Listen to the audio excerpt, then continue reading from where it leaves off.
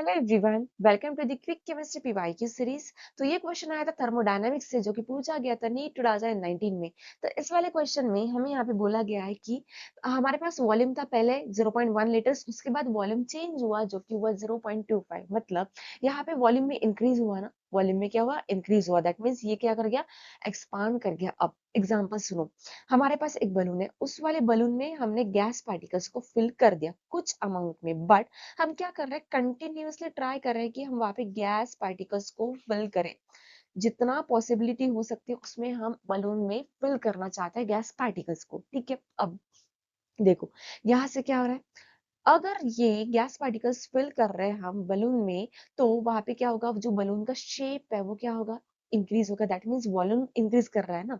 In short यहाँ पे क्या हो रहा है, पहले ये वाला था 0.1 लीटर्स ऑफ वॉल्यूम, अब कंप्लीटली कितना हुआ, 0.2 लीटर्स आ गया। अब इसको अगर हम माइनस करते हैं तो हम कितने मिलेगा, 0.15 लीटर्स। मतलब ये क्या था, पहले 0.1 था, उसके बाद 0.25 आ गया, मतलब चेंज आ गया ना। तो कितना चेंज आया, 0.15। मतलब पहले हमारा जो V1 था वो था 0.1 लीटर्स, उसके बाद गैस पार्टिकल्स फील करने के बाद, एक्सपांशन के बाद वो हो गया 0.25। तो दैट मीन्स हमारा जो चेंज इन वॉल्यूम आ गया वो कितना आ गया, 0.15 litres. Getting my point now. सुनो मेरी बात, जैसे कि ना ऐसा होता है कि बलून है, बलून में हम एयर को फिल तो कर रहे हैं, दैट इज अनदर पॉइंट। अब वहां पे बलून का वॉल्यूम इंक्रीज कर रहा है, बट क्या होता है कि सराउंडिंग एरिया है, सराउंडिंग एरिया में एयर होती है। ठीक है, surrounding area consist of air. तो वो जो पार्टिकल्स होते हैं, जो सराउंडिंग सिस्टम होता है, वो क्या करता है, उस वाले बलून पर प्रेशर एग्जर्ट करता है। क्या करता है, सराउंडिंग एरिया है वो उस वाले बलून पर प्रेशर को एग्जर्ट करता है। मतलब हो क्या रहा है यहाँ पे, इन शॉर्ट हमें फाइंड आउट करना था वर्क डन। वर्क डन का फॉर्मूला होता है क्या, work done is equals to change in volume into the pressure, external pressure applied, external pressure applied. तो उसमें से हमें क्या मिलेगा, अगर हम इसको मल्टीप्लाई करते हैं कि वॉल्यूम में कितना चेंज आया और बाहर से कितना एक्सटर्नल फोर्स है, कितना प्रेशर है, तो हमें क्या मिल जाएगा, वर्क डन। समझ आ रहा है। क्वेश्चन को पढ़ के भी थोड़ा सा आपको जो फॉर्मूले से उसको लर्न करना पड़ेगा, लेकिन क्वेश्चन को देख के आप रिलेट कर सकते हो कि यहाँ पे हमें कौन सा फॉर्मूला अप्लाई करना है। ठीक है, तो अप्रोच कैसे करना है मैंने आपको समझाया।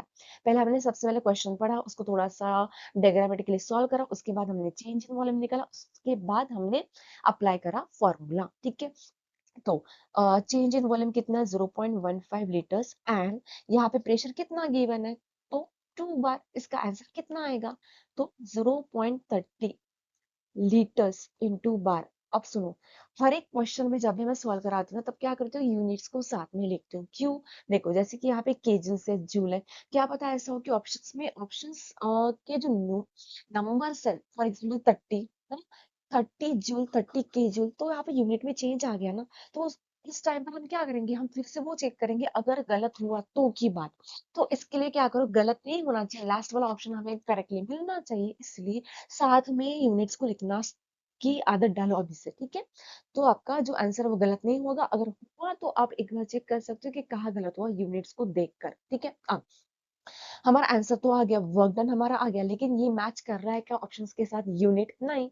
ठीक है, और आंसर भी डिजिट्स भी करने करने रहे मैच। ठीक है, अब मेरी बात सुनो, तो यहाँ पे इसको हम ऐसे लिख सकते हैं ना, लीटर बार मतलब 1 लीटर इंटू 1 बार, लिख सकते हैं ना, कुछ नहीं है मतलब 1 है। ठीक है, तो 1 लीटर कितना होता है बेटा, -10⁻³ मीटर क्यूब, एंड 1 बार कितना होता है, 10⁻⁵ पास्कल। पास्कल को हम कैसे लिखते हैं शॉर्ट में, पीए। दैट मीन्स प्रेशर के यूनिट्स होते हैं बार, वैसे ही पास्कल होता है। ठीक है, उसको हम शॉर्ट में लिखते हैं पीए। अब मेरी बात सुनो, यहाँ पे हमने क्या करा कि 0.30 को एज इट इज लिखा, और मैंने यहाँ पे लिख दिया।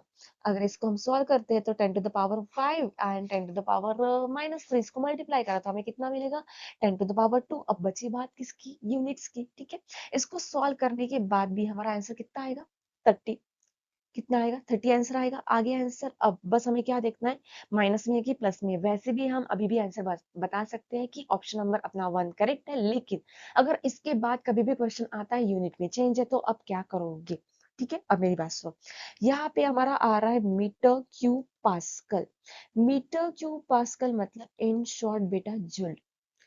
Uh, it is equal to the joule. So in short, can we say that the answer is 30 joule? Getting my point? So option A is the correct option. Thanks for watching KK.